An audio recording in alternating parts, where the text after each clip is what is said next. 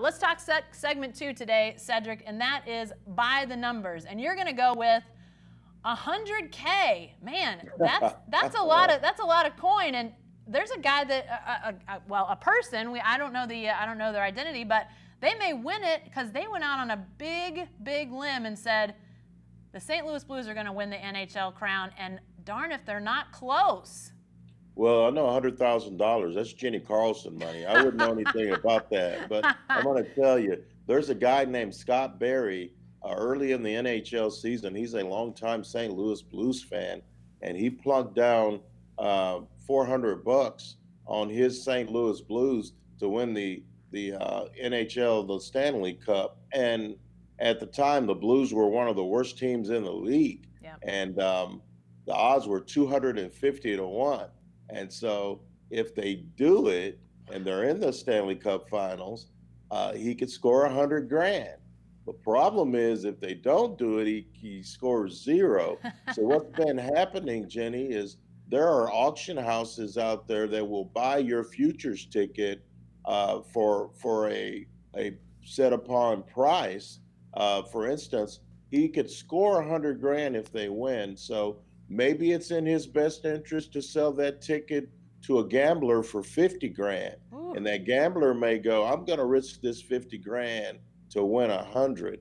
The problem is if you're doing that, then the guy that you're selling the ticket to, he could just go to a casino himself and bet $50,000 on him to win it. So he's probably going to end up cashing out. And I checked this morning. I hadn't seen anything late on it, but he'll probably end up selling that ticket for $20,000 or $25,000. That's a tidy little profit on a $400 investment. Pretty good investment. And if he's a Blues fan, he has to be walking on cloud 9 right now because the Blues, Cedric, this isn't my number, but I'll throw one out. 49. That's how many years it's been since the Blues have been in the Stanley Cup Finals. I had no idea it had been that long. You know, a lot of people in sort of the Midwest talk about Kansas City Royals a few years ago, how long it had been since they'd not been in the World Series. Well, here's another team from the Show Me State, 49 years since the Blues have been in. And a fun story that came out of St. Louis the other night when they were playing in the conference finals to get into the playoffs.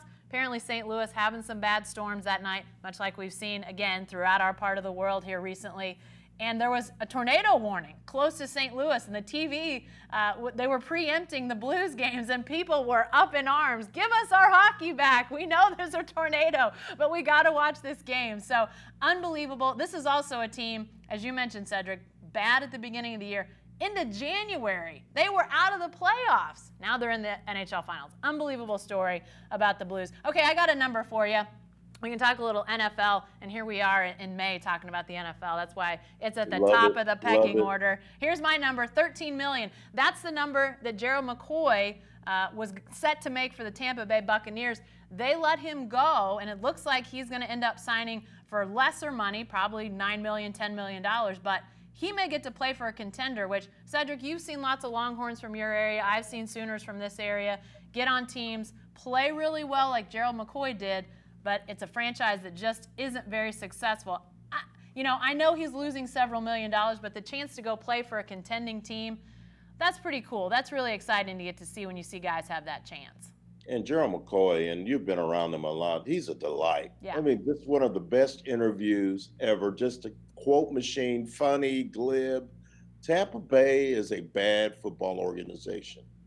Ever since Gruden left and Tony Dungy, it's just been a really horrible experience if you're a football fan in Tampa. Gerald McCoy has made his money. He's got millions in the bank. He can now pick and choose where he wants to end up. He could maybe go to a Tennessee or a Jacksonville, somewhere like that, maybe a Dallas, a team that we know is on the way up, a team that we know can afford to pay him $9 or $10 million a year to plug that defensive line and occupy some blockers and let those linebackers make some plays. I think he's got plenty of gas left in the tank. The joy of being a free agent is you and your agent get to figure out where you want to go, where you want to live for 6 months. And I think that he will end up in a nice spot. He's got 4 or 5 good years left in him. why not try and win a Super Bowl? Yeah. You've won games in Tampa Bay, but not nearly enough. You're used to winning because you played at Oklahoma, and now you get a chance in the back half of your career to figure out how you can make a real Super Bowl run. Yeah. He's going to end up with a nice team, and I hope to see Gerald McCoy in the playoffs. It'd be fun to watch him. Well, Cedric, you bring up how great he is for us to talk to, and my guess is that he's been one of the great guys in that locker room in Tampa Bay. I mean, great teammate, a guy that people want to rally around.